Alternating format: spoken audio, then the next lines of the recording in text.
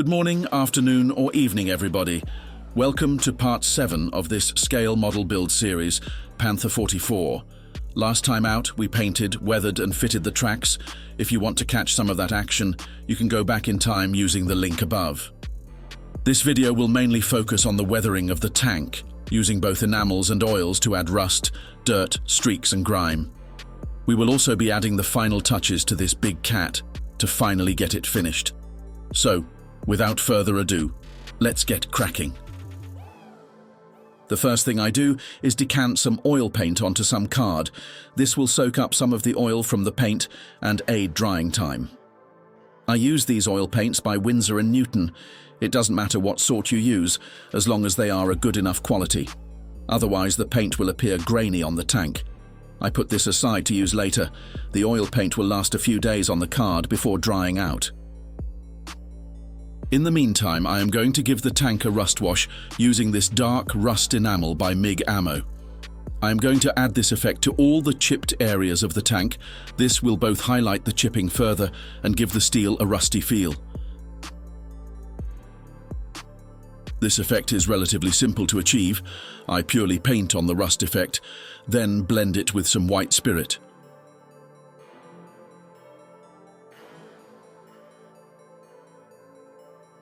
For the flatter surfaces, the blending is more important.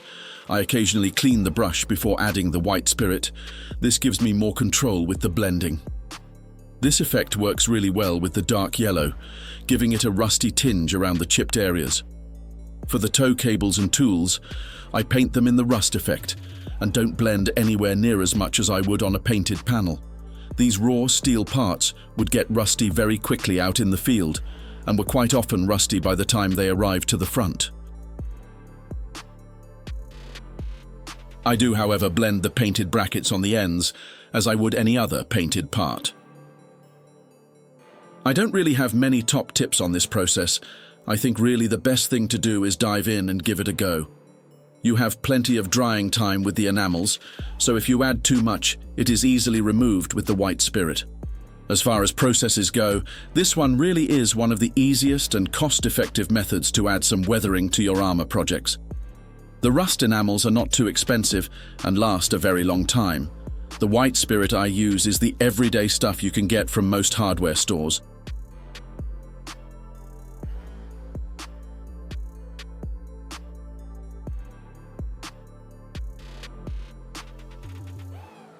That's the main bulk of the rust added. The only part left is the wheels, of which I apply using exactly the same process.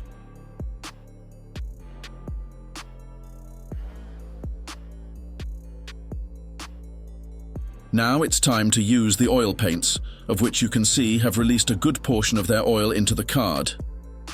The first effect we are going to do is a panel line wash. For this, I mix up a combination of browns and yellow diluted with white spirit.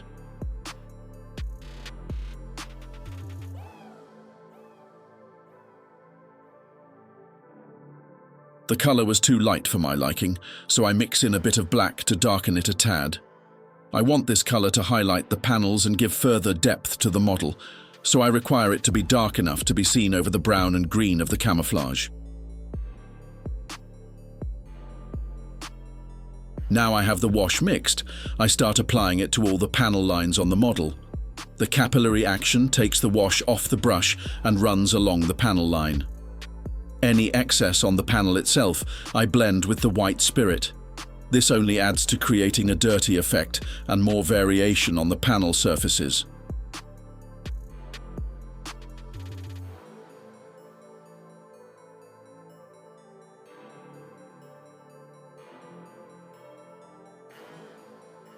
When it comes to the tarpaulin, I use the wash to highlight the creases and folds, acting like a false shadow and adding dirt where it would naturally build up. If you are finding this video helpful or even mildly entertaining, can I please ask you hit those like and subscribe buttons and let me know your thoughts in the comments. Every like, subscribe and comment really helps a lot when it comes to channel growth, and for that, I say thank you. I continue to add this wash over all the details on the Panther. Again, as with the enamels, this really is a simple, cost-effective way of highlighting those details. As mentioned earlier, it also adds a subtle layer of dirt to the tank. In my opinion, that's all there is to weathering, adding small layers on top of each other until you are happy with the result.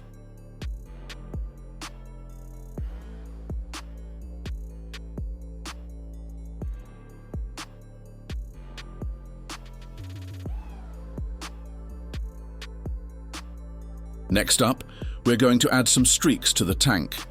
This technique involves adding small dabs of oil paint and streaking it off with a white spirit-soaked brush. First step is to add the dabs of oil paint. I mainly use lighter colors for this task, like the white and yellow. This will mimic rain streaks and general dirt build up on the larger panels of the tank. Once I have added the dabs to an area, I soak the brush in white spirit and streak in an up and down motion, removing the majority of the paint. I keep cleaning the brush with the white spirit and continue the streaking motion until I am happy with the effect. A tale of caution. When doing this technique, the oil paint needs to be fairly fresh, so soaked on the card for a maximum of 48 hours. Otherwise, it is really hard to remove with the white spirit. I had this problem with my U-boat, and I ended up with the streaks looking way too bold for my liking.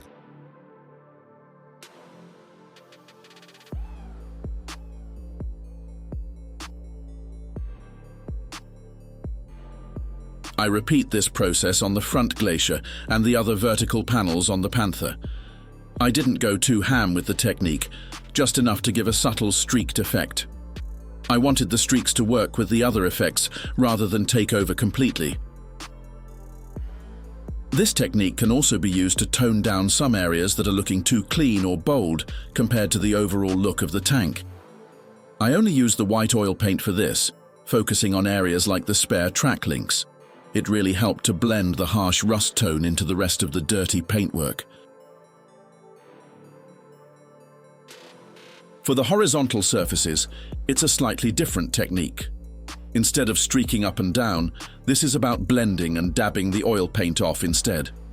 This mimics where rainwater has pooled on the surface, dried, and left a dirty, dusty residue. This effect takes a bit of practice, removing enough so it doesn't look fake, and leaving enough so you can actually notice the difference. Like I said earlier, so long as the oil paint is fresh enough, it shouldn't be too much effort to remove completely. But as with most modeling techniques, slow and steady wins the race. Don't add too much to begin with, and add more small amounts if required. And that is the oil work complete. Now it's time for the final touches, starting with the remaining stowage items. I glue the spare wheel down with some black CA glue. I didn't record the painting of this, but in simple terms, I painted it primer red and the tire rubber black. I also have these little ammo boxes to stick down. I play around with the positioning first and leave them loose until I have fully decided where I want them.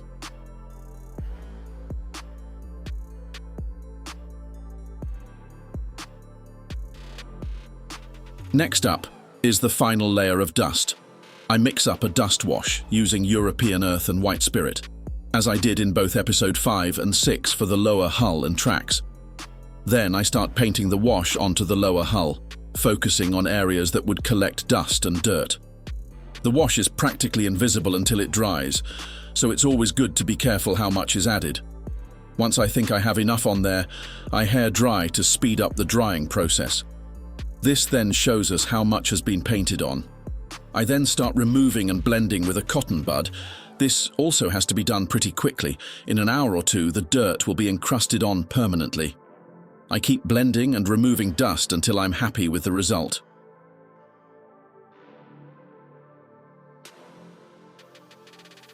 The rear is next. It's the same process, applying the wash, then hair drying and repeating until I have enough dusty dirt in place.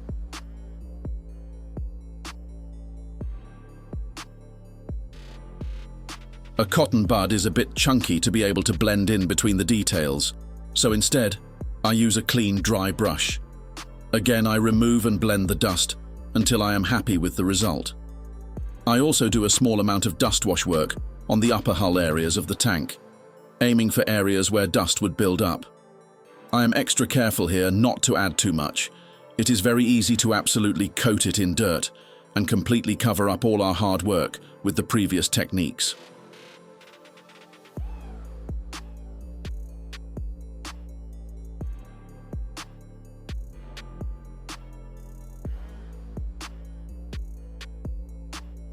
For the sides, I focus on the top of the side skirts and a small amount on the wheels, focusing on the tires.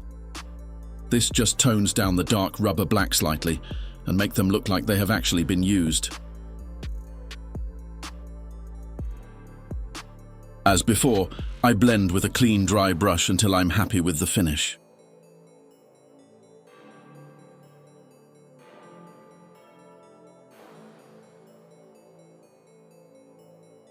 The final thing to add is the figures. I didn't record the painting of these for two reasons.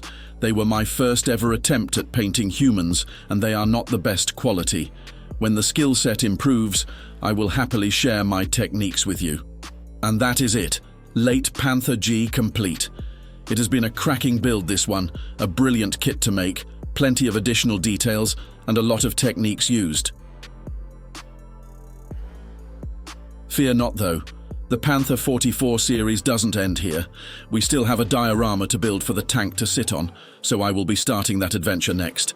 But for now, farewell, and happy modeling, everybody.